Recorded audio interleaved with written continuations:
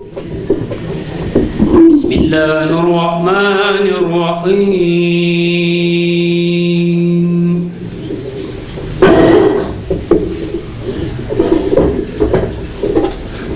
ما كان محمد أبا أحد من رجالكم ولكن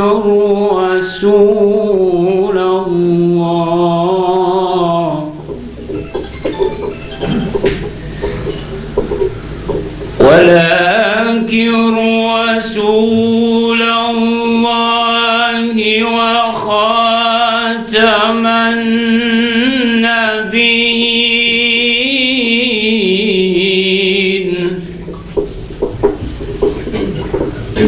وكان الله بكل شيء عليما.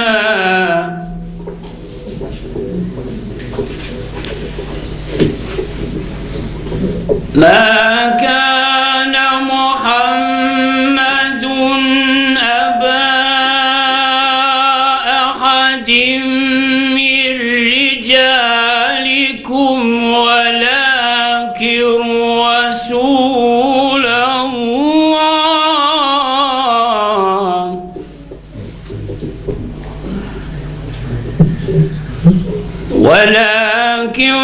رسول الله وخاتم النبيين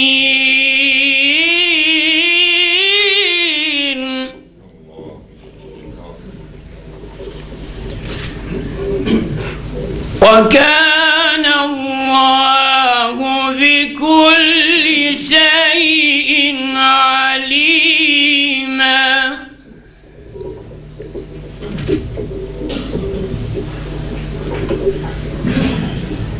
يا أيها الذين آمنوا اذكروا الله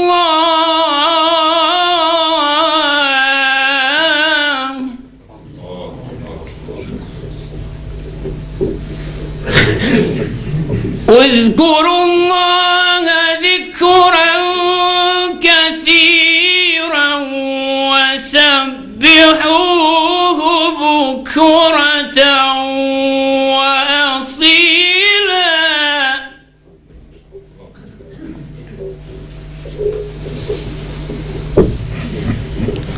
هو الذي يصلي عليكم وملائكته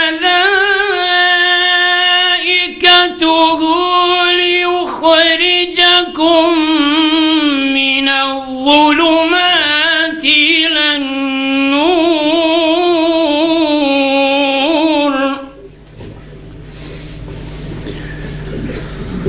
وكان بالمؤمنين رحيما.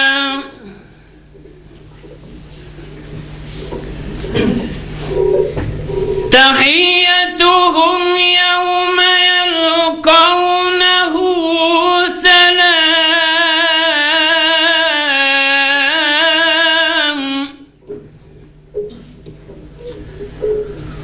وأعد لهم أجرا كريما.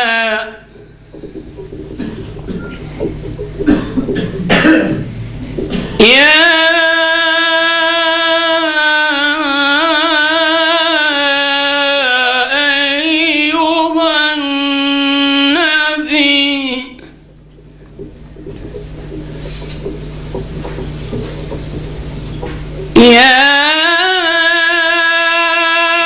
أيها النبي إنا أرسلناك شاهدا ومبشرا ونذيرا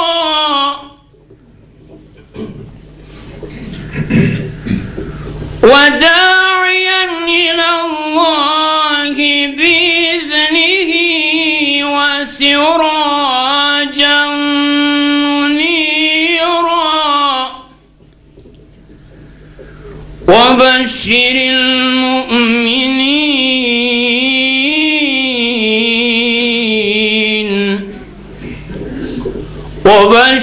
المؤمنين بأن لهم من الله فضلا كبيرا. صدق الله العظيم. أعوذ بالله من الشيطان الرجيم. بسم الله الرحمن الرحيم. Hvala Allahu Đelešanuhu, gospodaru svih svjetova. Neka je salavat i selam na učitelja svijeta Muhammeda sallallahu alaihi wa sallam, na njegovu časnu porodicu, plemenite ashabe i na sve one koji čiste svoje vjerovanje i djelovanje. Drage braće i sestre, assalamu alaikum wa rahmatullahi wa barakatuh. Nakon zahvala Allahu Đelešanuhu, zahvaljujem se dragom ahbabu Hidajet Efendiji koji je organizirao ovo druženje. Zahvaljujem se također i dragom Hafizu Čelakoviću i naravno učaču Mustafi Efendiji koji nas je učenjem Kur'ana napajao duše dozvolom Allahom. Kao što reče Hidajet Efendija, najveći ukras ovog druženja ste vi, jer vaše dove, vaše želje, one su najbitnije, jer bez dova Allahovih robova ne može jedno društvo biti zaštićeno.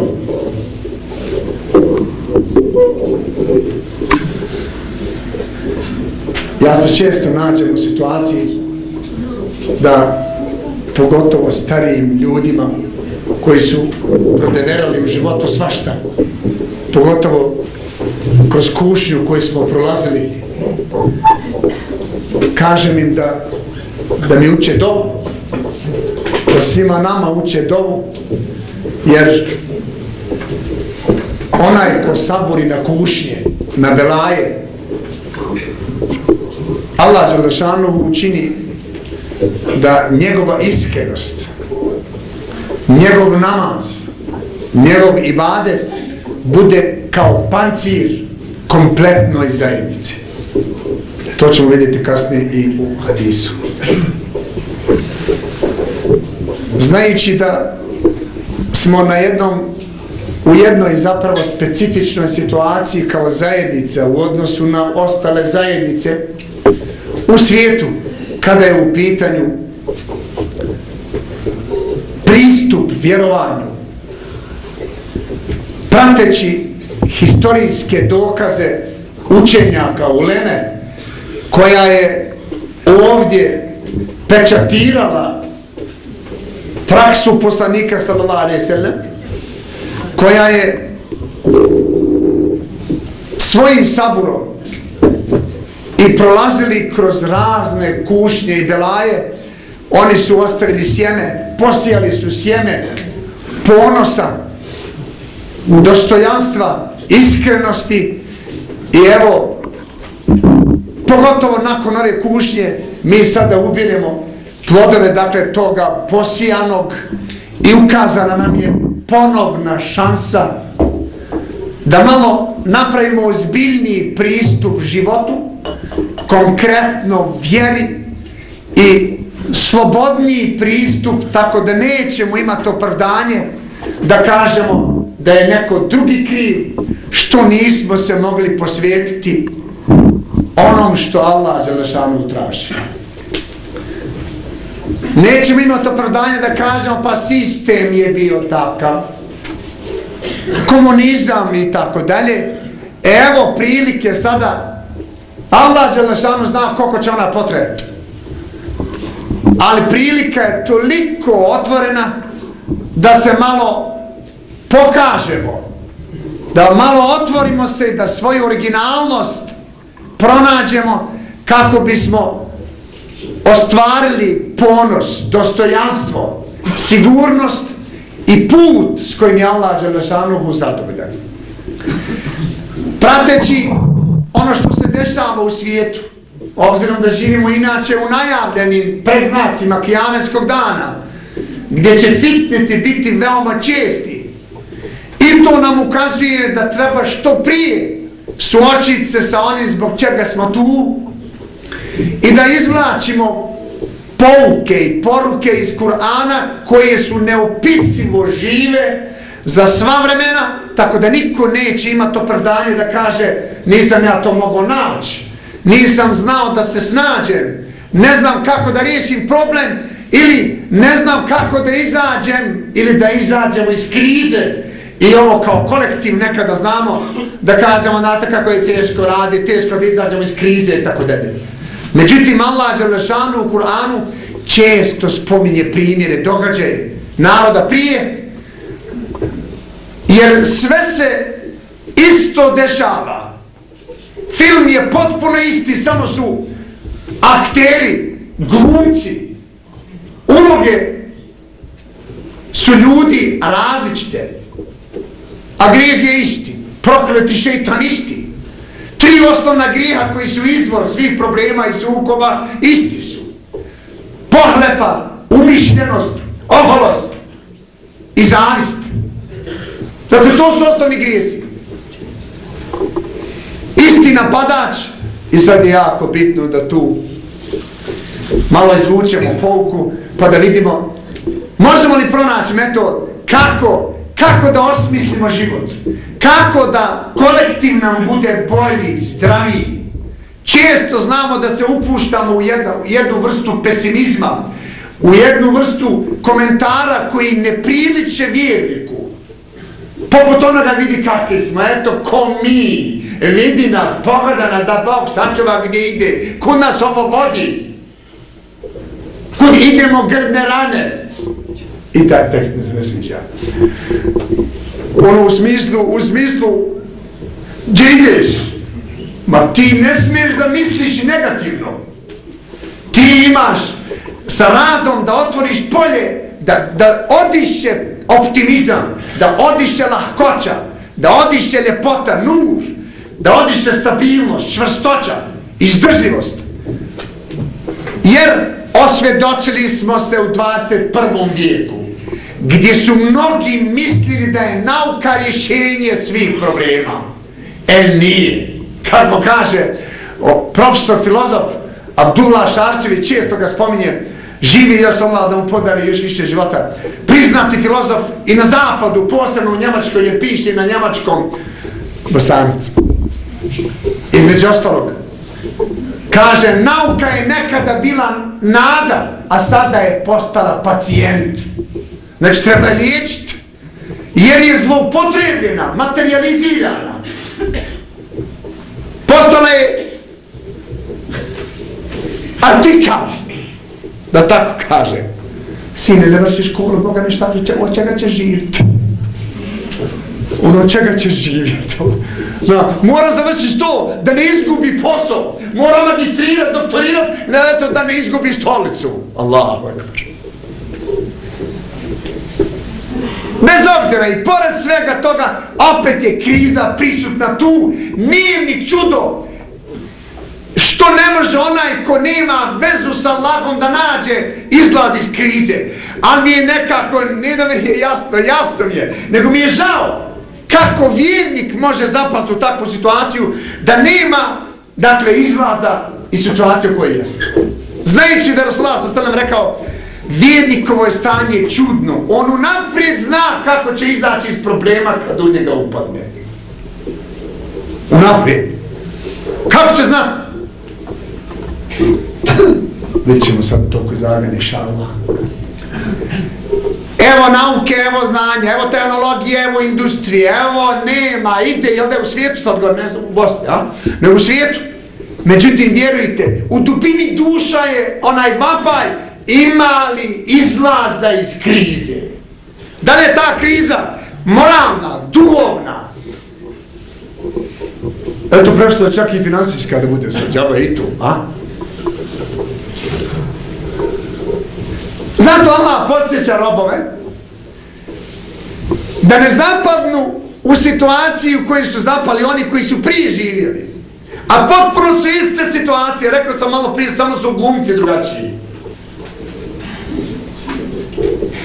Čak i kada bi paralelu napravili, da pratimo narod prije, kako su oni živjeli, kakva je njihova bila arhitektura, kako je njihova kultura bila i tako dalje. Vjerujte, ovi arhitekti sada smiju se sa svojim projektima kad vide kakve su građevine prije pravili po 1500 godina, 2000, 5000 godina stoji objekat i sad. Nađu mu tragovi i tako dalje, pa se čude kako su napravili to. Kako može opstati? Bili su žešći, jači i tako dalje. Kako Allah kaže slijed billah, وَكَمْ أَهْلَكْنَا قَبْلَهُمْ مِنْ قَرْنٍ هُمْ أَشَدُّ مِنْهُمْ بَطْشًا فَنَقَّبُوا فِي الْبِلَادِ. Vratimo pažnju na ovaj ajet. Koliko smo mi naroda prije njih uništili, koji su inače bili jači snagom, žešći. U komentarima ovog ajeta spominje se, bili su jači čak i arhitekturom, jezicima. Sad je nama ono keramet kad čovjeka, onda sretamo da zna 10 jezika. A?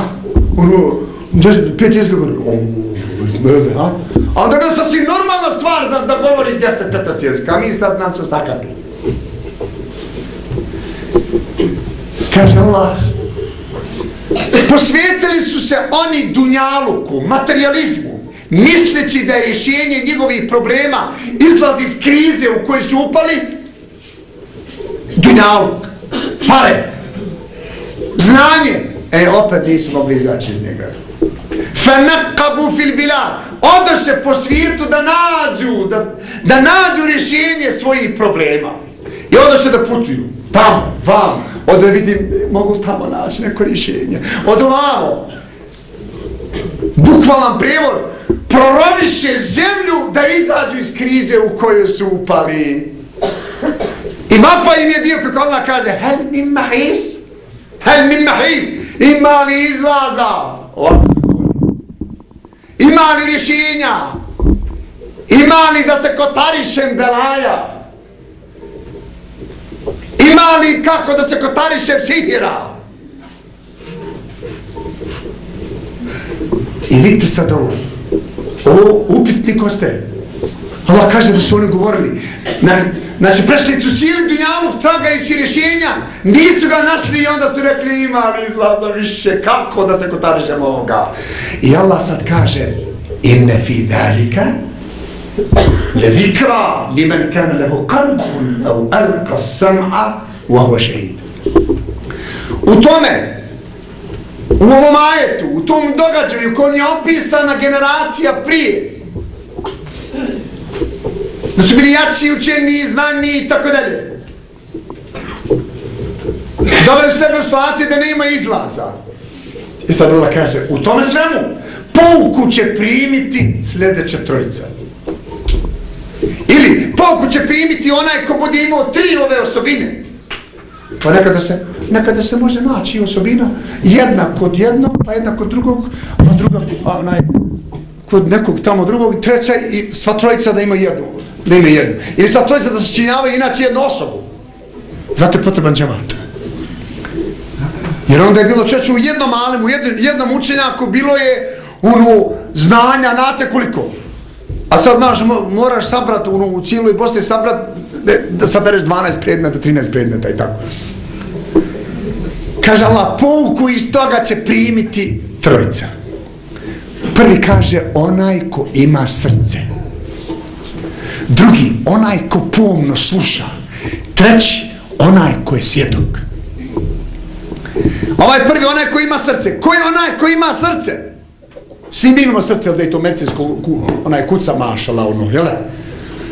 Ali Allah ne govori o tom srcu, nego govori o srcu koje osjeća, koje voli, koje je široko. koje razumijeva, koje prašta, to će, kaže, pouku primiti onaj koji ima srce. Zapamti, brate, sestro, nema srce onaj čovjek ko priča protiv svog naroda, zapamte. Nema srce onaj ko priča protiv brata svog.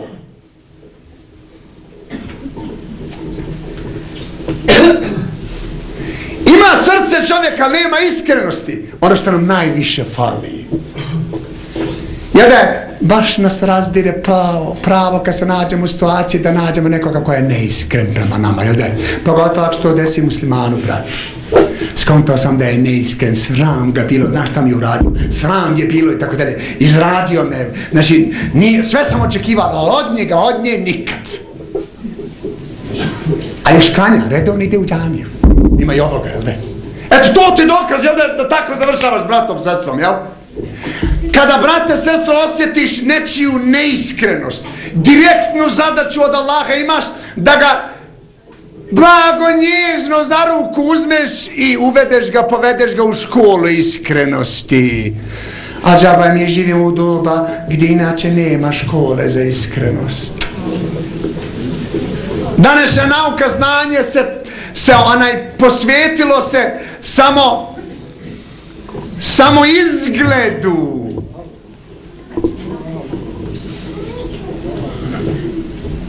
Jelu, piću, a ne onom dušinom jelu, da duša dobije ono što je njoj potrebno. I kada vidiš iskrenog, brate, sestro, odnosno teško ga naći, nego kad vidiš tog neiskrenog, dobije si zadaću da nađeš metod kako da se družiš sa njim, jer je on bolestan. A ako ti njega osramotiš, pa drugom preneseš da je on neiskren, da te prevario i tako dalje, gotovo, ti si jedan od njih. Ti si onda neiskren koji on. Zapamti.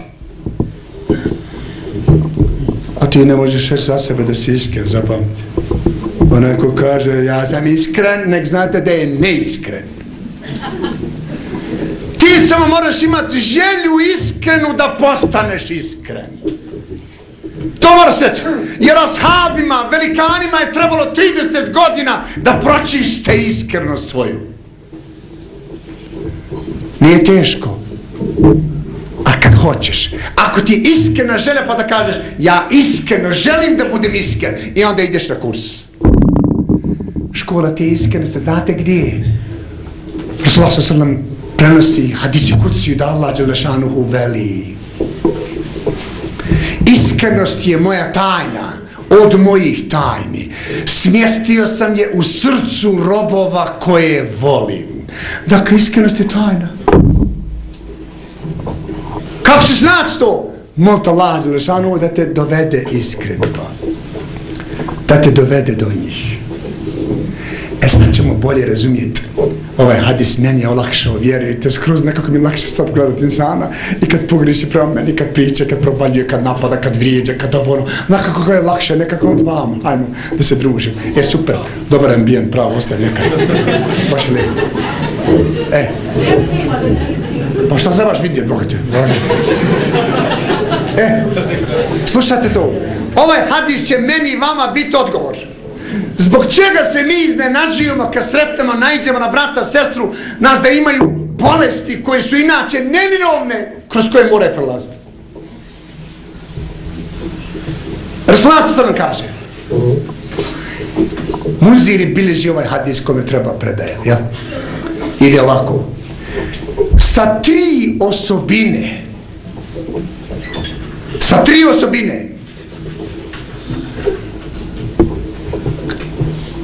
ako se nađu u srcu vjernika, u njegovom srcu nikad se neće smjestiti zloba, osveta, prevara, obmana. Nikad to srce ne može biti kupljeno, prodano, prevareno, da bude sa zlobom. Pazite, rečeno je u hadisu srce muslimana. Čim nema ovih osobina, Sad ćemo čuti koje su. Prva osobina, iskreno djelovanje radi Allaha. To što radiš, brate, dragi sestro, da je iskreno, a iskreno, znate šta je iskrenost? Da radiš to što radiš samo radi Allaha i da ne očekuješ ništa od ljudi da te nagrađuju. A jes lijepo. Pa što, pa mora da mi se zahvali, mislim, znaš kako ti je čuo. Znaš, pa cuki kad dadneš pa maše repom zahvalit se, a on ni repom da mahne, ko očekivao si. To vam ne kažem da ne treba se zahvaliti, treba, nego nemoj ti to očekivat, kad ti očekuješ, tada je problem. Znači, iskreno djelovanje je prva osobina kad se nađe u srce muslimana, nema zlobe tu onda. Druga osobina, davanje savjeta pretpostavljenima. Treća osobina, čuvati džemat. Ovo davanje savjeta, sam redoslijed ide, da vidimo, prvo je iskrenost radi Allaha, drugo davanje savjeta pretpostavljenima i na trećem mjestu je džemat. To znači što je obrnutim putem. Znači, ako ćeš iskreno da djeluješ, moraš biti u džematu. To ne znači da, znaš, eto ne, rekao je Efendija, nema iskrene ljudi ako nisu u džami. Da. Nemojte pogrešno shvatiti.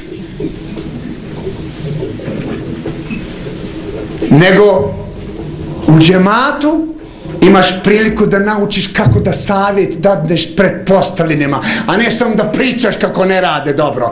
Znaš kad ti moraš kritikovat zajednicu, on pretpostavljene tvoje, zajedno sa mnom. Kad ti budeš stručnjak, specijalista u tvojoj profesiji, ti već njima dersi svaziš i to i tekako.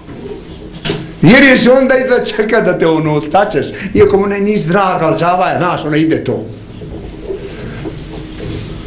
Znači, ako čovjek ne čuva džemat, ako brat, sestra ne čuva džemat, gledajte sad završetak hadisa. Dakle, rečeno je, u srce muslimana, ako budu tri osobine, ne može biti zlobe, osvete i tako dalje. I kasnije kaže, onda bude iskren, da, znači, pretpostavljeno daje savjet i treće da čuva džemat, jer, kaže Rasulullah sallallahu alejhi ve sellem, jer džemat, njihove dove su štit za džematlije. Znači, dove džemata su štit, pancir za džematlije. To znači, onaj ko ne čuva džemat, kako očekuješ da on bude iskren? Teško je, pravilno je da je teško, zapamti. Samo imamo pogrešnu predstavu. Čim, ako kažemo klanja on, onda mi konto on je melik. Ma jo, ko samo učlanio da bude dobar, kurs traje 70 godina. I koliko redovniji na časovima, toliko će brže se oslobodi slojeva onih koji mu ne daju da bude ono kako treba. Znači, onaj ko ne čuva džemat, kako će on, znači, on hoda bez dove, hoda bez osiguranja od Allaha. Jer je rečeno u hadisu da je dova džemata, dakle, štit za svakog džematlije pojedinačno. Dakle, ovo sam malo se rasprimio samo na ovaj dio ovdje, kad sam rekao tamo da je, dakle, onaj ko ima srce, on će izvući pouku. Znači, dokaz da srce nije baš tu, nešto nam ga je ukralo, pa nema osjećaje, pa nema razumijevanja, pa nema ljubavi. Što? Pa mi često kažemo, a nema srce. Pa kažem, pa gdje mu je to srce, gledaj šta radi.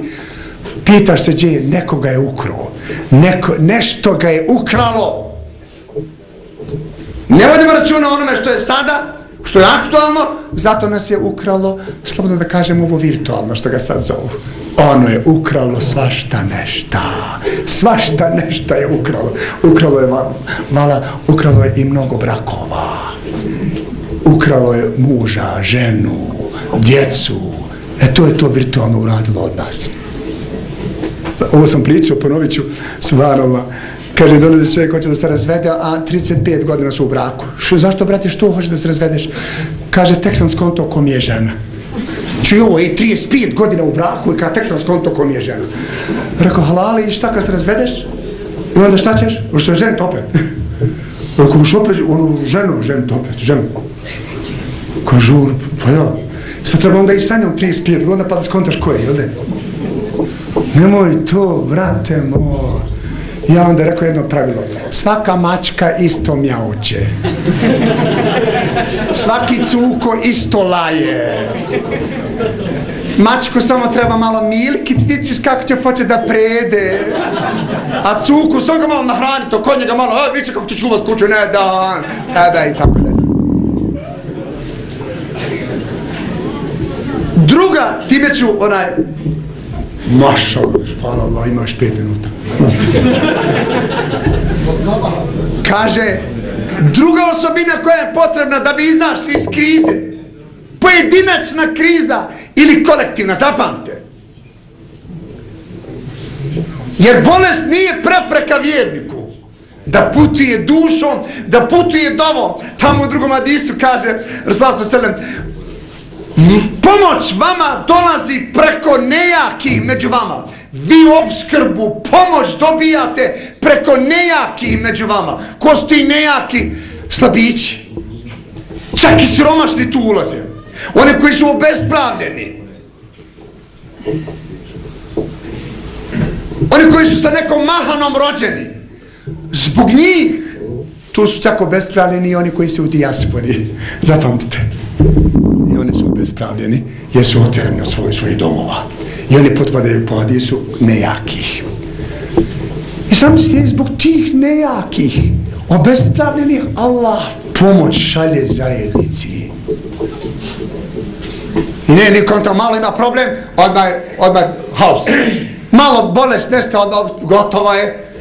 Neki dan brat priča jedan, nema obje noge i sad nakon u kolicama i tako. Kako si, brate, kaže on, alhamdulillah, ma ne mogu da upiše manje pota, milost. A nema obje noge. Kaže on, kako sam na seždu počeo padat, ne mogu da opišem, čeće, kako mi je drago. A sjećam se u bolnici, htio sam da otkinem one aparaturu, samo da preselim, ne mogu da gledam sebe bez nogu. I neki dan jedan ministar kaže, ovako na tužno, kako ti, Boga ti, bez nogu? A ja njemu kažem, a kako ti s nogama? A manetu kontakt, ko nema nogu, gotovo je završeno. Dakle, hoćeš srce da imaš, a? Počni da misliš lijepo o svakom bratu i o svakoj sestri. Misli lijepo, to je dova. Pa gdje ću mislit kad znam šta mi je uradio? Znaš. E pa to skontaš šta je bilo sebe, pa ti je to uradio.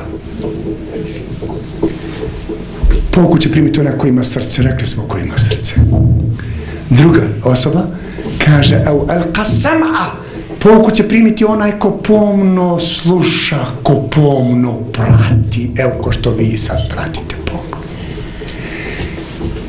Priznajmo, braćo, jer da nam fali kultura slušanja. Znaš, da saslušamo jedan drugog nakon, kad pričaš, te god da pričaš, da te slušamo, znaš, sve da te slušaju, ruka i nos i oči i uši, sad. A ne počnemo pričati, joj, što tuši, joj, vidi ga, 5 puta spomenuo to i to.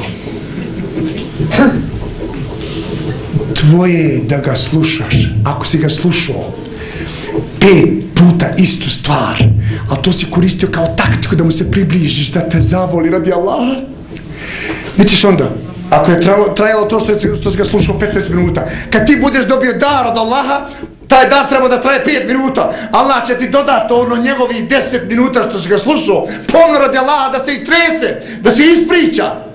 Neko ima potrebu da priča, zato samo da se istrese, man, ništa više. I saslušaj ga. A jedna osoba kaže, ne mogu ja biti kontejner svačiji. Jedna osoba ovako kaže. Pa kontejner nije u tebi, nego pored tebe. Ona stvarno trpa u sebi i tako. Znači, jer ako istinski slušamo jedan drugog radi Allaha, znači šta se dešava? Uslov da bismo shvatili Kur'an, odazvali se na poruku Allahu, jeste slušanje. Innama yastajibu alladhina yasma'un, kaže Allah. Odazvat će se oni koji slušaju. Znači, nema zdravog slušanja i osluškivanja Kur'ana sve dok mi ne osluškujemo dušu jedan drugog radi Allaha. I da ne daš na njega, na nju, što? Zapamti, u njemu je sakriveno dobro, samo je zatrpano blatom života. I treća, treća stvar, onaj koji je šehid. A šehid je ono značenje, onaj koji je duboko svjestan činjenice, istine, stvarnog, istinitog. Mi kad kontamo šehid, odmah nam upad ono što je preselio, jel de? Jel de? Šehid. Ja kad rekao sam, brate, trebao biti šehid. Znaš, no. Što ti je, što ti normalno, znaš, pustove, da živi. Ja rekao jednom hađi na hađi kad se ispraćao, rekao, brate, zamisli da prestaniš tamo sad, ja ono, zamisli, direktno u džennet ideš, ej. Kaže on, neka je bogati film da se ja vratim kući, bogati ovako. Nakon ono, hoće da bude, ne želi da ono, da bude svjedok, ha? Ovdje je šehid u pitanju, znate koji? Onaj ko sobom svjedoči sve ono što je pozitivno u okruženju, žrtvuje sve za dobrobit zajednice, on je šehid koji nije odšao na onaj svijeta, hoda po zemlji. Rasulullah sam rekao za jednog ashaba, hoćete da vidite šehida koji je odšao na onaj svijeta, hoda po zemlji. Hoćemo Boži posveće. Kad pogledajte vamo, kad tamo ashab ide, Ubejde ide. Hej, Ubejde ide ashab, kaže, neka živi šehid. Allah kaže, šta to radi on? Znači, hoće da bude svjedok. Budi svjedok, brate, sestro, strukom svojom. Tu usavršavaj se. Ako praviš sir, budi stručnjak, čoveče. Ako čuvaš ovce, stručnjak budi. Budi iskren. Ko što je onaj, a Stomer jednom provjeravao jednoga čobana tamo došao mu, kaže, znaš, mi smo gladni, haj nam jednu ovcu daj. Kaže, znaš šta, nisu ovo moje ovce, znaš. Ono su od gazde, no. Kaže, haj Boga ti gazda ne vidi, ja Stomer mu kaže, haj gazda ne vidi, daj ti nam ovcu i završeno. Kaže, znam da gazda ne vidi, ali vidi ovaj gore. A sti Omer on kaže. A sti Omeru se toliko dopao taj odnos da je otišao i oslobodio ga je naš, bio je rob inače tamo nekog čovjeka i tako. Gledaš što znači, a? Iskrenost. Znači, svako od vas je svjedok, šehid na neki način, neke činjenice, nekog događaja, pogotovo toko rata. Brate, sestro, budi svjedok, traži neko da napiše knjigu, pričaj, razgovara šta se desilo, sa istom željom, da se probudimo zajedno i naravno da naučimo kako da mislimo, da naučimo kako da razgovaramo, da naučimo kako da saborimo, na koji način i da naučimo jednostavno kako da izgradamo stav prema svemu. I nemojte nikad dozvoliti, znaš, da donosite sud na osnovu onoga što ste vidjeli. Direktno se suočavajte, nemojte biti žrtve onaj dezinformacija, priča, ovo ono. Jedan je došao Muhammed Al-Gazaliju, kaže, koji je propis za onoga ko ne klanja? Ovako me je došao. Kaže on, znaš koji je propis? Da ga uzmeš za ruku, da ga dovedeš u džamiju. On je čkiva sad, on je kafir, on je, znaš ono, njega treba ubiti, njega treba, ha? Nego on kaže, propis je da ga uzmeš za ruku, da nađeš metod, blago, nježno, da ga odvedeš, da se malo okupa, da nauči kako treba, a ne da donosi sud. Nemoj se postaviti da ulaze sudije.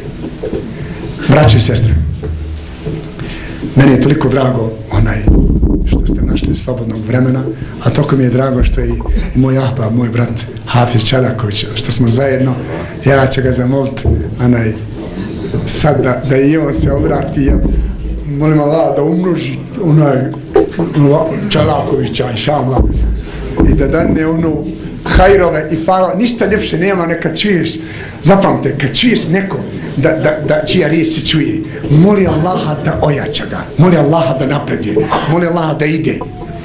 Iskoristimo priliku. Imamo načina kako da izađemo iz krize, samo treba napraviti ova tri uslova o kojima smo govorili. Da vas Allah nagradi na pažnji, sa napravimo.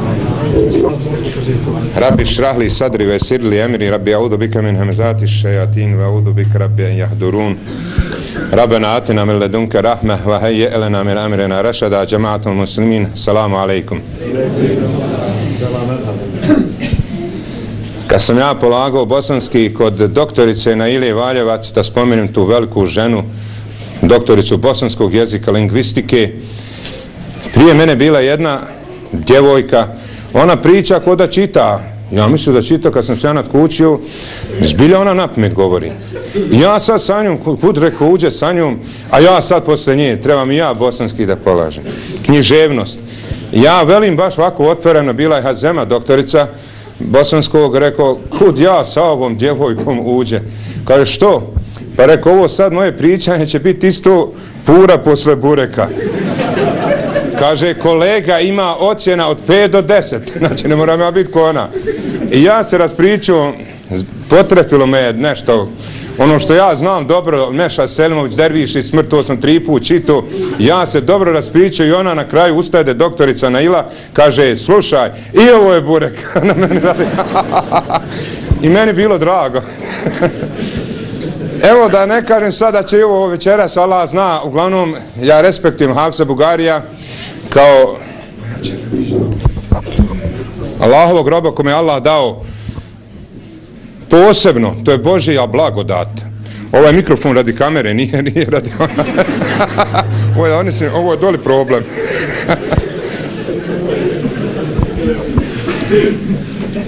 Svakom je Allah nešto dao od tih svojih blagodati, kaže jedan, i ja imam dobar apetit, i to je blagodat. Zamisli da ne možeš jesti.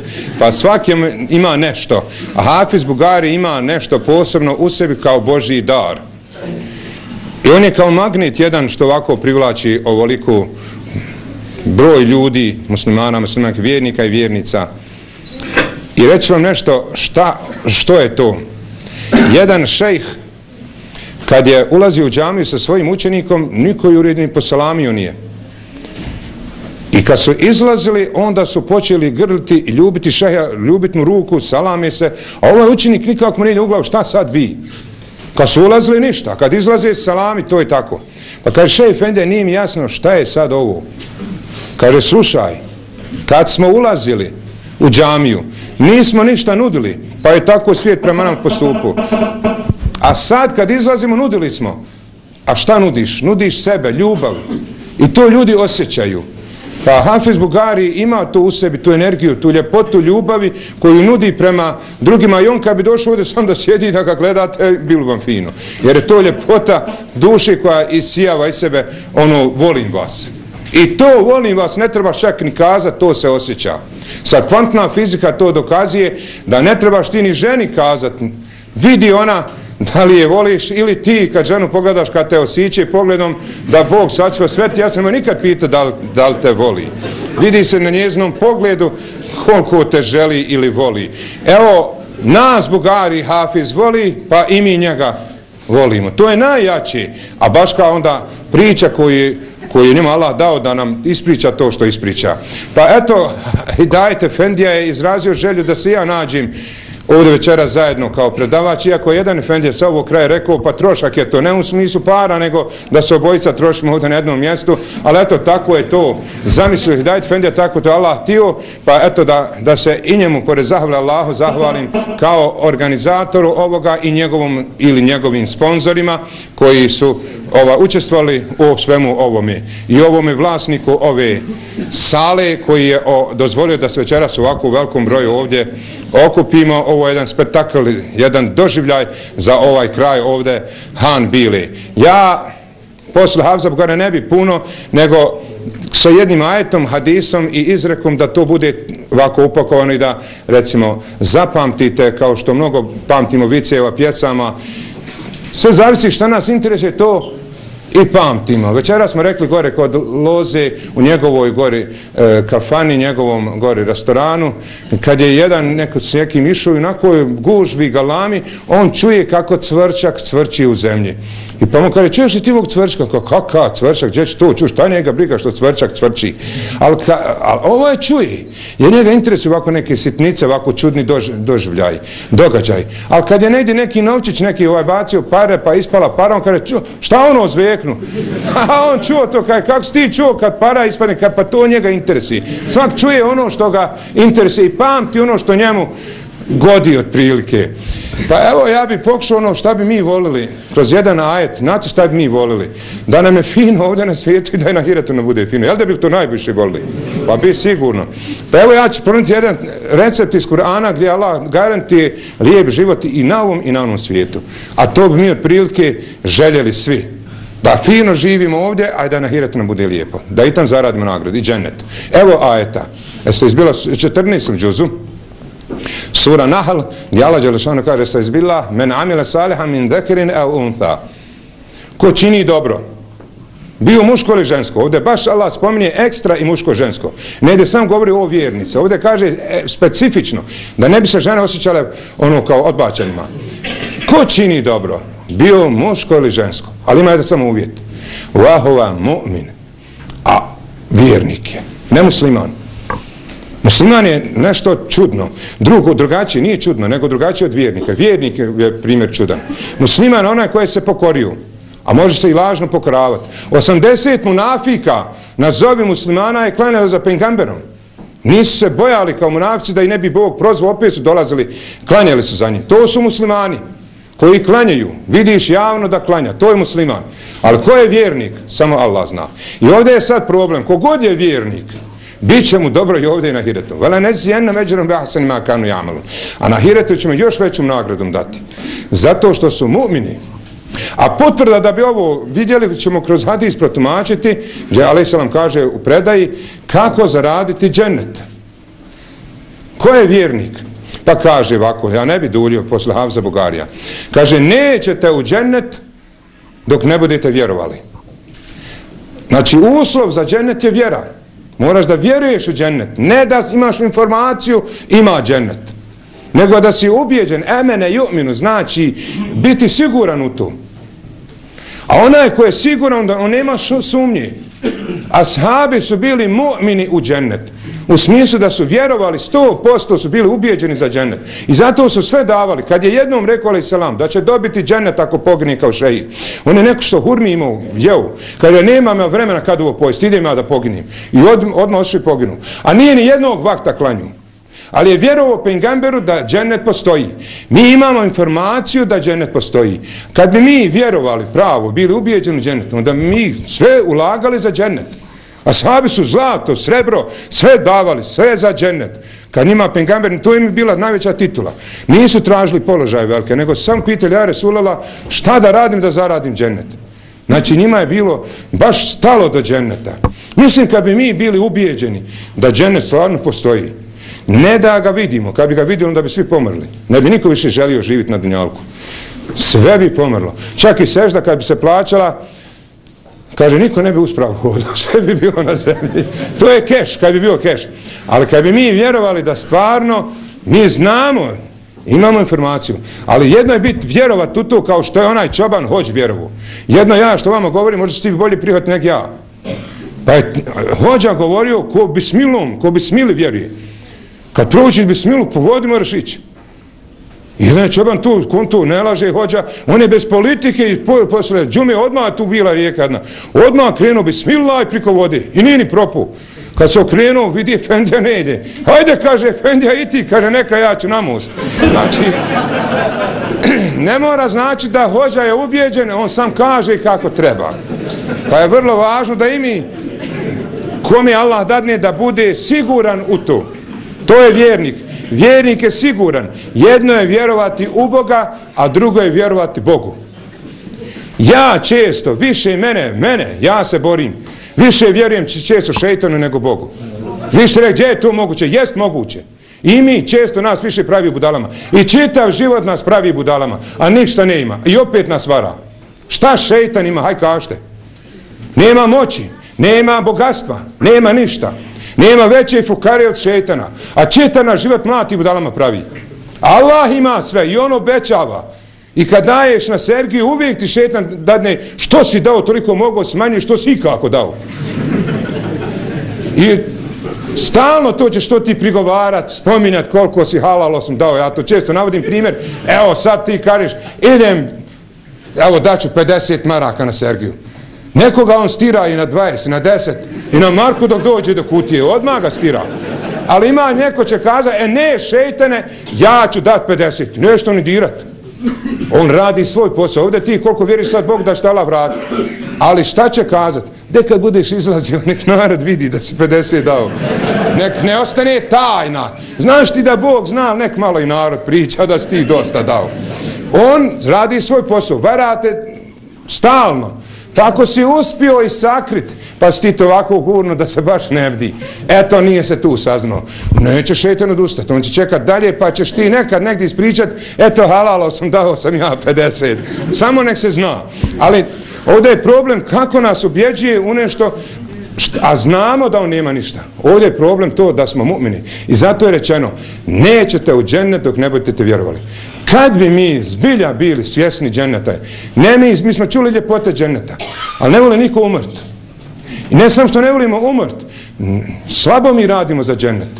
Nekako sve opet daje od tuda, pa ne bi nešto usput za džennet bilo. U ashaba i pravi vjernika je glavni cilj džennet. Je to poslanik rekao, neka vaše sve želje, sva stremljenja budu za džennet. Kad im je rekao 5 stvari, taj hadis da citiram i da završim sa izrekom.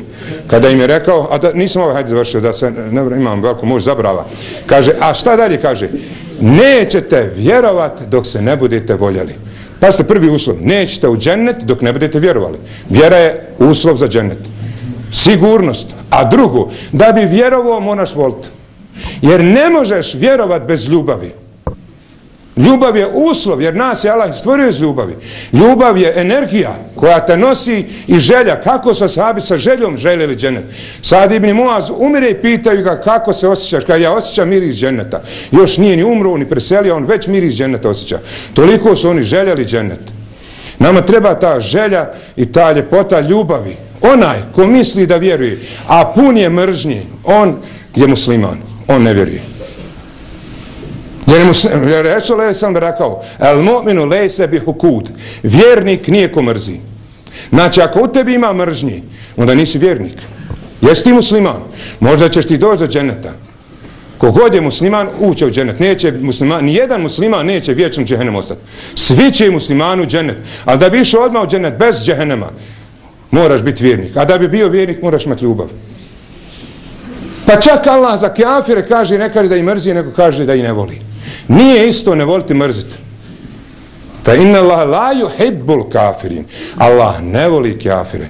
Zato jedan svekar rekao za svoj nevistu, obično nije se slagao sa njom i malo danas ko se islaže s nevistom, pa je rekao ovako, ja nevistu ne mrzim, jer je čuo da ne smije mrziti, ali je kaže i ne volim. A to nije isto. Kad nekog ne voliš, svejedno ti je. Ali kad mrziš, ode ti pritisak, masnoća, oboli, jer to je već ulaganje negativne energije. Kad vidiš, a ti se već zadrtiš, usta ti se here kad o njemu pričaš, pljunka ti leti na usta, visu ga svejedno ti, pa det nije sve da ulete u tušilo. Pa, a ti misliš da si vjernik. Znači, fali nam te ljubavi koju je poslanik imao. Hazreti Alija je vidio čovjeka koji će ga ubiti. Taj dan i salamu nazvu. Sutra će ga ubiti, on mu je opet salam nazvu. Nije rekao, tiš mene ubiti, ja neću od tebe salama primiti. To je vjernik. I kad ga onaj pljunuo, onda je sablju bacio, kaže, sad te neću ubiti. Jer bi te iz mržnje ubio. Ja u ime Boga ubijam. Ovdje nam treba te čiste vjere Allahove energije, jer Allah je izvor te ljepote ljubavi, da bi svoja srca očistili, da bi u nama proradila ta ljubav. A ono što Allah ne voli, da i ti ne voliš. Jer dok god budemo ovako muslimani mrzili, dok se budemo radovali tuđem zlu muslimana, nema u nama vjere. Ima pokornosti, ali nema vjere. Ne moraš čak ni kazati kad čuješ da je neko obolio ili da je propuo u trgovini, a on u tebi se pa neke i njega nešto malo, dosta i njega bilo. Eto, odmah ne valjaš. Što se radiješ njegovom zlu? A neš niti umr dok to ne doživiš. Pa kada je da vam nešto kaže poslanik, kako da vam nešto kažem, kako ćete se voljeti? Efšu selame bejnekum.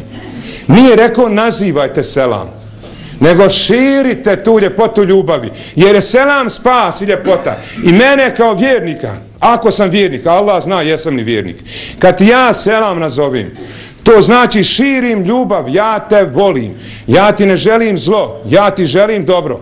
Mi lažemo Allaha mi sa svojim selamom. Nazivaš čovjeku selam, a mrziš ga iz na duši. Svašta bi mu uradio. i potvoru i sihire i sve, ako bajagi salam alejkum. To nije pravi selam, to nije širenje selama, to je nazivanje selama, to je ubijanje na neki način. Jer taj selam, kad ti ga neko nazove, bolje bilo to bez takvor da je šutio. Jer te ubija njegov selam. Ti vidiš da nema tu radost, ništa. Isto kad neko rekne, hajde bujrum, vidiš ti da nema tu bujruma. Ili ti sjediš kod nekoga, ono viću, hajmo žena, hoćemo lići, a ovaj domać viće, pa sjete. Sve ti je rekao, ba vidi odmah, ne može. Jer ono kad ti rekne, stani, nemoj još ići, vidiš da mu hoće da još ići. A kad ti neko rekne, sjedi, vidi se, bala, nemoj, vidi. Pa bi Hafiz Fazlić, Smajl, ta naša legenda, da spomenemo velikog čovjeka, kad bi htio negdje u kuću ući, prvo bi rekao, di ti je žena, da vidi ženu. Ako je žena smrknuta, kad je nema, hajmo dalje.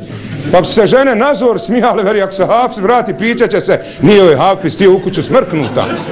Kakav bujrum, ona se smrkla. Nema tu bujruma, nema tu ljubavi. I sa ženom kad živiš, ona te onako smrknuto gleda, to ubija. Fali nam te ljepote, ako već, kažem ja tako u Kelnu, ima 4-5 godina, rekao, širite salam da se volite, poslanik nas uči. Rekao, nazivaj ženi salam, ako te ne voli, ili će te zavoliti, ili će crknuti. Rekao, mora je, ozora će, nešto će joj se desiti, jer nju će salam, ili će je probuditi, ili će je razguliti. Nešto će biti. Kaže jedna, ja kod nje noću, kaže, znaš šta je, u pravu si 100%. Meni čovjek ovako, ja njega neka volim napast, pa ja na njega galam, čekam ja reakciju, ali on nijedne progovara. To ženu još gore ubi. Jer kad čovjek šuti, ona traži nešto da bi još bolje napala. Znaš, ko kad je Sokratova žena, ono, samo on šuti, ona samo cegala, ali vidi on šuti, ne ide ni. A ona uzme ono lonac vode i na njega prolije od zora da baš odišćili. A onda tek reknika, ja sam znao posle grmljevine bit će kiše. I kaže ova što sam noćio, još je zavijena, pa ste pokrivena žena. Klanja, pravo, u Kelnu pokrivena. Kaže, imoj tako, da ne kažem ime, evo zbog ove kamere, kaže, ja na njega izgalam, izgrmim, a on sam izađe iz kuće. Prohoda okolo kuće i onda ponovo dođe i kaže, salam alejkum. Joj, ja bi crkla kad mi rekli kaj salam alejkum. Znači ovo, kad hoćeš selam nazvati, skontaj, reci, ja Rabi, daj mi da ovom svom komšiji ili komšinici zdraga srca salam nazovi. Nek on osjeti moju energiju i ljubavi. Hoće Allaha mi osjetiti. Ali do nas je što mi bez govora, samo svojim pogledima, širimo često ono što ne valja, negativnost. Zato mi Hafsa Bugarija volimo, jer on bez govora govori da nas voli. Ali treba se iščistiti, treba doći na taj stepen da baš ono čovjeka kad vidiš ono zdraga srca, kad te sam prođe pogleda, tebi fino. Pa fino ti jer te fino pogledao. Još kad selam fino nazovi, eto to je to širenje te ljubavi. I da završimo ovaj hadis. Kaže alaih salam, ovako 5 stvari savjet daje. Nemojte gomilat ono što nećete pojesti. Nemojte graditi gdje nećete stanovati. Nemojte te svađati oko onoga što ćete inako ostaviti. Bojte se Allaha, 4. i 5. Neka su konačni vaše želje džennet. I kad bi nam to bila konačna želja, vi bi vam sve valjalo. Pa mi ne bi gomilali, pa bi dijelili za džennet. Ne bi kuće pravili, pa ne znaš više ko će oni uopšte živjeti. I ne bi se svađali oko onoga što ćemo ostaviti. Znam 2 rođena brata koji nisu jedan drugom dženazu otišli. To je bilo prije 2-3 godine. Ovdje, na našem terenu, Travničkom. Znam i dobro su vezani za mene. Eno, obodvojica su umrli. Sad gore nema nikoga. Djeca su vani, sad je put zarastao. A oko zemlje se malo posvađali. Vidi šta je šeitan uradio rođenoj braći, da na dženazu brat bratu ne ode. Zbog ograde, a sad ta ograda ne treba nikome, jer i nema ni jednog. Što su se svađali? Šta je šeitan uradio? Eto što radi od nas. Kaže, ja zato sam rekao, i mene vara. I mene vara. Ja rijetko kad možda podijelim, ali svaki dan dajem za cigare i ne žalim. Neće on meni reći, hej, ode, ne, ništa ne ode. Samo kad dijeliš, kaže, ode dunjalk, ode sve. On te toliko izludi da su ure crku ostra što si malo podijelio. To je ludnica šta od nas radi. I kaže ovo, da bi bili fini i tamo i vamo, znači trebamo biti vjernice, pa pitali jednog alima, sa tom izrekom završavam, kako si se usrećio? Kako to ti moraš biti fino? Jer kad je neko vjernik, njemu je svugdje fino. Ibn Tejmije je bio u zatvoru. Pa su toliko njemu u zatvoru bilo fino da se ljudi dolazili liječiti sam da ga vidi. Njega ljudi kad bi gledali, Allaha su spominjali. I kad bi ga gledali, ozdravili bi. Umjesto da oni njega tješe što je u zatvoru, on je njih liječio samo svojim prisustvom. Ljudi nisu htjeli zatvor izlaziti kad ga oslobode, hoće i dalje sa njim da budu, sam da ga gledaju. Jer je on bio sretan, a ko je sretan i u zatvoru je sretan. Ti kad voliš svoju voljenu, tebi je fino i u šatoru, i u kolebi. A ako je ne voliš, ne znam kako izgraditi nije loše, jer ne voliš. Pa je ljubav energija svega. Danas nam najviše fali u ovoj tehnologiji, što kad je obrade materijala, u ovakvoj tehnici života. Kad niko ni s kim više ne živi, fali nam ljubavi. A to normalno fali nam i vjeri. Jer smo se skroz podilili i otuđili.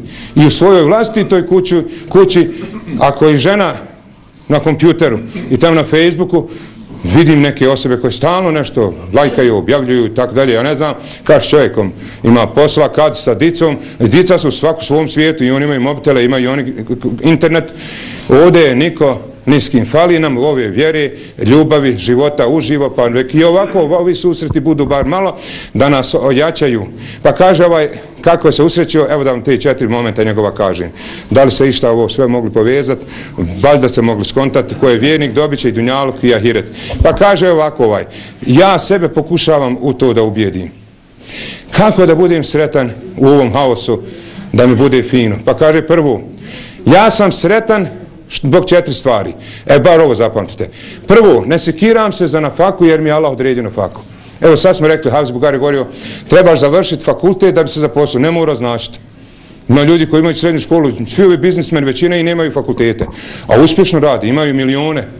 Ne mora značiti ako završiš puno škole da ćeš imati para.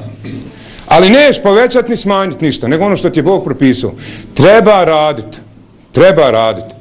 Ali nemoj se brinuti za nafaku jer neš umrti prije nego što pojedeš sve što ti je suđeno. Tamam ne znam šta da bude. Drugo, kaže onaj posao koji meni Allah odredio, ja sam za njega odgovoran, ja uvijek radim svoj posao. Pa gledajte svog posla. Ono ti u preduzeću što ti je zadužen da radiš, radi taj posao. Jer će te Allah pitat za taj posao što si ti radio, ne šta sam ja radio. Mene će Allah pitati šta ja radim u Poljicama, ne šta je moj glavni imam radio.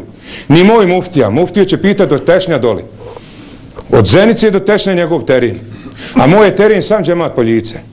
I mene će pitati za moj džemat. Pa šta mene briga šta muftija radi? Ja gledam šta ja radim. Pa radi taj posao s kojim te Allah zaduži. Kad ja radim svoj posao i gledam šta će me Bog pitati. Pa tako jedna žena je shvatila svoju odgovornost kao funkciju svoje žene, da je ženino, što sam u dubu rekao, ne znam da li su te žene dobro razumile, pa im bilo drago što sam rekao, žena ne mora čovjeka slušati, hoće ga slušati, ne mora ga slušati. Ali ima sam jednu obavezu prema njemu. Ne smije ga odbiti u postelji. I ja kažem, ako taj hadis upotpuni, ako ga u postelji ne bude odbijala, sve će sutra biti u redu i ne više važno ko će kahu peći. Ako ga je odbila, ne peci je kome god hoćeš. I nema od te kahve ništa. Ona je gorka. Ona je opasna, ne treba mi tvoja kahva kad me odbijaš. Što će mi? Ima ženu, nema ženi. I kad bi žene, znači, samo ovu uradile, bilo bi dobro. Pa je ona jednom, kad je čovjek došao s posla, vidi, žena se skroz raspremila, to bez takvrla. Veli, čovjek da nije frcila, na, to sad vidite. Ženo kaže, šta ti je, ured sve. Kaže, ništa, sam nek nije do mene. Ovo je to. Gdje ti uradi što je do tebe? A ti onda bujrum. Da je neki otvoren semafor. Ne mora biti policija, ima semafor. Znači zeleno je svetlo, nije crveno. Treća osobina, hajde malo smirte, da bi postigli sreću, jeste da znamo da moramo umrti. I ovaj kaže, ja znam da neću ostati. I neće niko ostati, pa se ja pripremam za smrt. Slabo se mi pripremamo za smrt i slabo mi volimo umrti. Jedan je tako nosu na sebi i više mu dogurilo i brime sa sebe skinu, kaže, ja rabi, daj mi više smrt, pošalji mi Azraila da više ne živim, da se ne patim. Taman on okrenuo se kako odmarao, Azrail pored njega. Kaže, ljudino, šta si no rekao? kad je vidio da je on Azrael, kaže ništa, de me natovari ponovo. Ne voli niko umrt, makar i na sebi nosu. Eto, mi bi volili u džennet, ali Allah zna naše želje.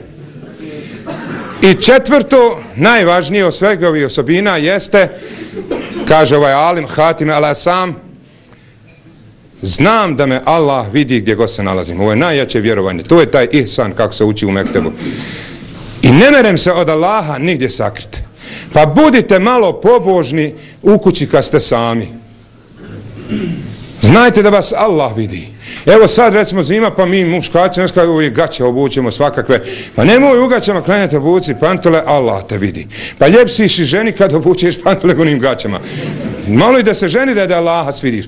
Pravi ambijent unutra u kući nemoj samo kad ideš vani. Jer mi muškarci i žene, obadve kažem, neću reći svi, ali većina, mi se i gladimo i brijemo i sređivamo. Tako mi bogat, zbog tuđih žena, ne zbog svojih. Jer mi bi se u kući sredili radi svojih žena. Pa da joj se svidiš da si džentlmen, da imaš styling dobar, da izgledaš fino.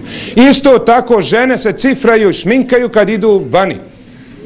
Malo je tih žena od miliona jedna koja se našminka, nacifra, kad je čovjek u kući dođe da vidi ljepotu, misicu, ne stuhu i prikazu u kući.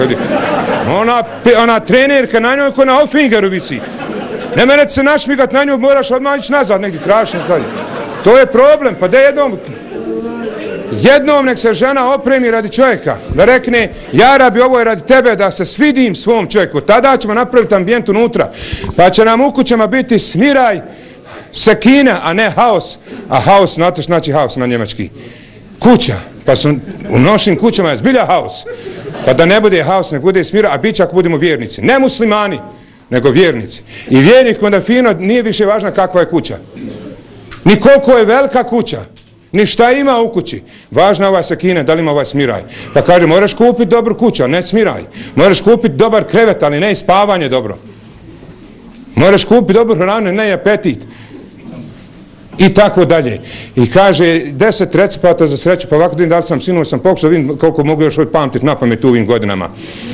10 recepata za fin i sretan život. Kaže ovako, radi strpljivo, jedi umjereno, diši duboko, spavaj dovoljno, misli kreativno, želi realno, voli beskrajno. I možda imaš koji, ali to ja priskočio, ne vrem sve pa brojati. Uglavnom, do nas je, kako Allah kaže, فَلَنُحْيَنَّهُ حَيَاتًا طَيِّبَةً. Mi ćemo im dati da prožive udobnim životom. A ovaj udobni život ne znači da imaš Mercedesa i da imaš punu kuću namještaja. Nije to udoban život. Udoban život da si ti u duši zadovoljan, da si ti sretan. Da je nama sad izvaga sreću jednog ashaba koji je na Hasuri spavao. Ali je bio zadovoljan. Jer kad je čovjek zaljubljen, ja to često spominjem, onu pjesmu, jer mi je se svidjela kao najjača pjesma koju sam čuo kad je riječ o pitanju ljubav. Sve su pjesme nekako vezane za ljubav. I mi volimo te pjesme slušati što nas asociraju na voljene. A malo ko živi u braku sa ženom koju pravo voli. Obično to nekako se iskomplikuje, pa oženiš nešto, hajde sam da se oženiš i ova da se uda, pa bude tako kako bude. Pa kaže ovako, ako istinski voliš, onda ne tražiš dunjalku. I od nas Allah ne traži čak naša djela. Samo traži našu želju za džennetom. Mu'min je onaj koji je siguran ono što Allah objavljuje, koji je hoće Allaha i njegovo zadovoljstvo. Pa on ovako kaže, pođi sa mnom, ništa ne ponesi, vodim te bez ičega takvu kakva jesi. Eto, to je ljubav. Ako djevojka pita imaš auto, kako te kuća, jesi zapas, imaš platu, to nije ljubav, to je interes. I tu neće nikad biti pravog života, jer uvijek će biti šta si još kupio. Jesi nabavio ovu? Hajde, idi ti traži posla, vidiš kako se drugi snalaze. Znači, treba nam ovo, a dobit ćemo ono što nam odredio, ili bilo ovako, ili onako. Evo da ne učinim mahrum, ovdje vidim koliko vas puno ima, moj sin tam na izlazu ima, momak je, 96. godište, završio srednju školu, pisao neki fakultet. Evo vam recepata za dobar život i na ovom i na onom svijetu. Allahova apoteka, da ne reklamila sam puno, sam kratko 1 minutu. Ovdje ćete naći sve lijekove koji će vas liječiti duhovno, da očisti naše srce i da ispuni naše želje, a svi imamo nekih želja. I ovo nije knjiga za jednu upotrebu. Ovo je knjiga koja se treba na stolu da stoji, da se svaku jutro i navečer iz nje uči. Ne da se pročita, nego da se iz nje uči. Tu su lijekovi. Pa evo, tu su lijekovi, ajeti, izabrani sure. Ima na arapski i na latinicu. Neko hoće posao, reko uči ovako, ne znam arapski, evo ti na latinicu ima. Imaš porodičnih problema, ajet za porodične probleme. Ne volite žena, evo ti ajet za ljubav. Ne volite cura, uči ovaj ajet. Neće ti djeca klanjati, uči ajet da ti djeca klanjaju i da ih ne goniš, da sama o sebe klanjaju. Ovdje su sve dove. Na file, Mevlud i cijeli Kur'an prokomentarisan, 304 strana. Ovo je knjiga za upotrebu, permanentnu, stalnu upotrebu, da se sa njom družite i kad umrite ona će ostati, neće, jer ima roka trajanja. Uz nju ćete dobiti jednu gratis knjigu koju hoćete od 10 maraka moju. Izaberite uz nju koju volite knjigu, Allahove granice najviše imam, Insan u Kur'anu, zašto sam stvoren i top teme izabrani vazovi. Tamo na izlazu knjiga je 20 maraka, uz nju dobivate još jednu gratis knjigu. Pa ko šta ujagmi, eto to jeste da vas mahrum ne učinim da Allah nagradi sve vas što se došli. Imamo još Ilahiju Bugari, Hafsa Bugarija, Ašerovog velikog karije, jednog najboljih karija Bosne, Mustafa Efendiju, i da na kraju završimo sa dovom. Nemojte žuriti, da vam sam nešto kažem, nemojte se smisli da ste ovdje izgubili. Pa kad oni mogu svu noć pecati ribu, a ti ne mereš 2 rekjata za ponoć klanjati, a on svu noć, pa ja znam čovjeka koji svako jutro šćene mora u 6 sati vodat. Mora, a ne mere se recimo doći u džamiju na sabah. Pa nek ti sam nam padne da on za šćenetom hoda, ti ne mereš radi Allaha u džamiju. Nek vam nam padnu tih šta oni žrtvuju da bi se patili da ne dnjalku, a neće dobiti ništa na ahiretu. Blago nama kad smo muslimani, a još više molimo Allah da budemo vjernici, da nas svako sve zajedno u džennetu vede. Amin.